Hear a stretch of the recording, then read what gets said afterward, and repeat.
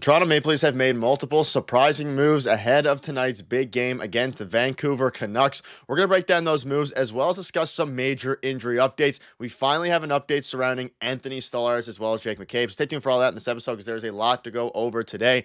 But before we get into the video today, I want to let you know, and we're proud to announce this video is brought to you by Koho. Are you tired of the same old banking experience? If so, then it's time to check out Koho. Koho is Canada's leading fintech alternative to traditional banking, designed to help you spend smarter, save better, and even build your own credit all in one app. Koho is a Canadian company that offers 4% interest on your entire balance, and this is a non-promotional rate, which means it's one of the highest interest rates in Canada. And with Koho, you can earn up to 2% cash back on everyday spending on things like groceries, eating out, and transportation. But it doesn't stop there. Koho makes building credit easier than ever before. And the average Koho user sees their credit score raised by 22 points in just 3 months. Plus, there are no hidden fees. You can earn up to 4% interest on your balance and even get a cash advance of up to $250 interest free. Koho makes managing your money fun and effortless. And the best part is your funds in a Koho account are insured by the Canada Deposit Insurance Corporation up to $100,000. Are you ready to take control of your finances? Click the link in the description or the pinned comment down below and use code LEAFS20, that is LEAFS20, to get a 20 Canadian dollar reward when you sign up and add $20 to your account. Check them out, and thank you once again to Koho for sponsoring this video.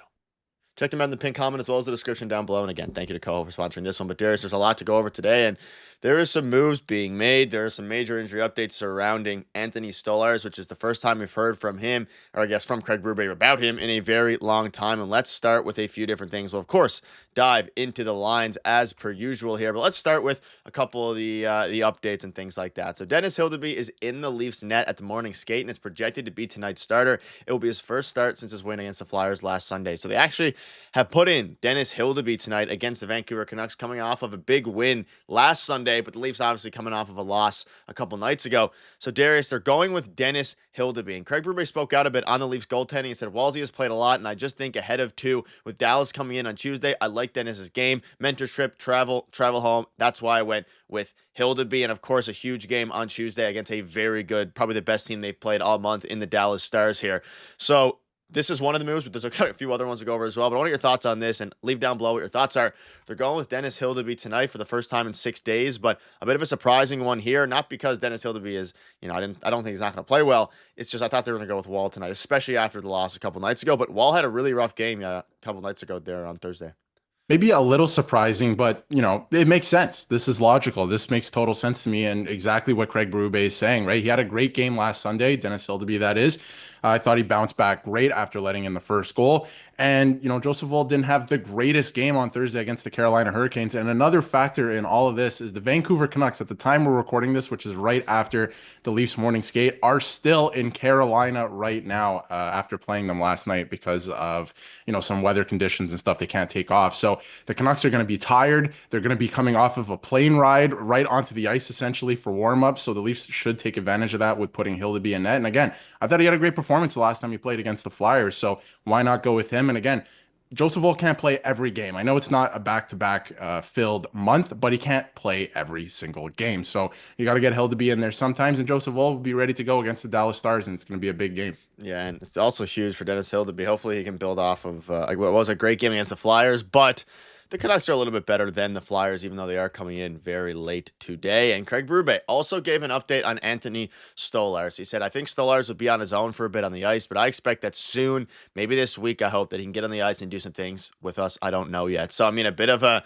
he kind of, said, I don't know yet in case he has setbacks, but this is a very good sign. It looks like he is, all signs are pointing to him returning by the, early February, it seems, which was around the early part of his 4 to 6 week, timeline diagnosis there. So very good, very exciting surrounding that. And also Jake McCabe is doing well, skated this morning. I don't have a timeline. Hopefully it's not too long. He feels good. We've heard from, I believe it was Darren Dreger, Nick Kiprios, one of those guys, saying that Jake McCabe is going to be, back somewhat soon. So a lot of things are starting to fall in place for this team, but looking at some of the other changes here, and there's a few of them. So obviously the top line remains the same. The second line remains the same as per usual, aside from last game. And of course they changed things up and scratched Pacioretty. So it's Pacioretty, Tavares, Nylander, McMahon, Domi, Robertson, Lorentz, Kampf, Dewar. So Lorentz Lorentz is back in the fourth line. Robertson slides up and goes back in the lineup after his goal on the third line. And Holmberg and Reeves remain out again. But also the blue line pairings, they went back to the ones that were working with Riley and Myers on that top pairing. So a lot of movement here, but it seems like they're going back, and they always play Nick Robertson after he has a great game, and he never really plays good after his good game. He only ever plays good after him getting from himself in healthy scratch. So hopefully Nick Robertson can play well tonight.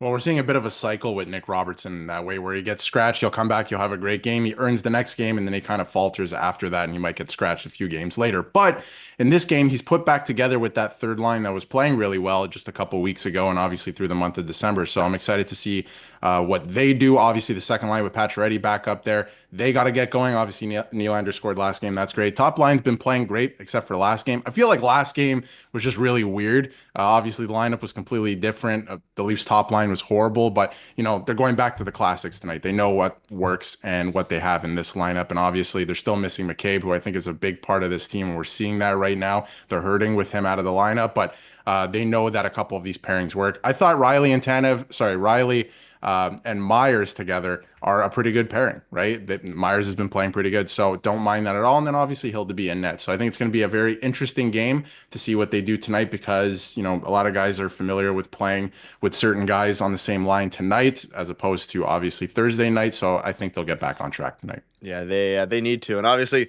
you also see Marshall Rafai. They're using up his time before, he doesn't have much NHL time left before the waivers and things like that. So I expected him to get in, but they're continuing to ride him on the bench. They're liking what they see from Connor Timmins, clearly, and Benoit Timmins, OEL 10 of Riley Myers. And I mean, with Pontus Holmberg, I think his time as a Toronto Maple Leaf is starting to come to an end as the trade deadline approaches.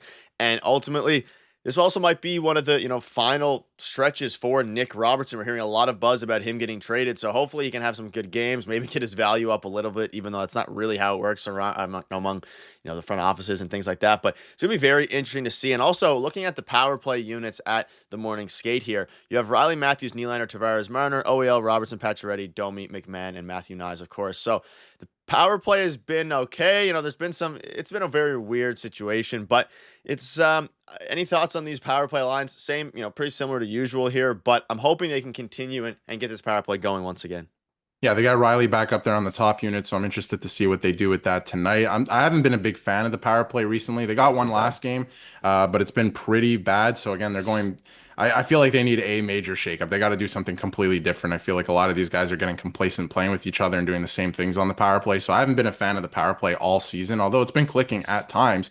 But it's interesting that Riley's back there. But I want to see some more movement today. I want to see some killer instinct on the power play, and we'll see if they have that. I thought it was interesting that last game and for a couple games this season, they've gone to 5 forwards, but clearly not doing that here. So we'll see what they do, but they just need to have more killer instinct. I don't think it really matters who's playing on the power play. You just got to get it done, get the puck to the net and make things happen. And at times this season, it's been stagnant. So want to see that tonight. Yeah, and they have that line of Lorenz, Kampf, and Duran. Obviously, Kampf being a pretty good PK guy. Hopefully, they can continue to let the penalty kill roll. And it seems like when the power play is good, the penalty kill is bad. And when the penalty kill is good, the power play is bad. So hopefully, they can line up and have both of those going good tonight against a Vancouver Canucks team that is okay, but are getting in very, very late. So it's going to be an exciting one. We will be live following tonight's game, so make sure to tune into the stream then. And once again, thank you to Coho for sponsoring this video. You can check them out in the pinned comment in the description down below. Thank you guys for watching. See you later.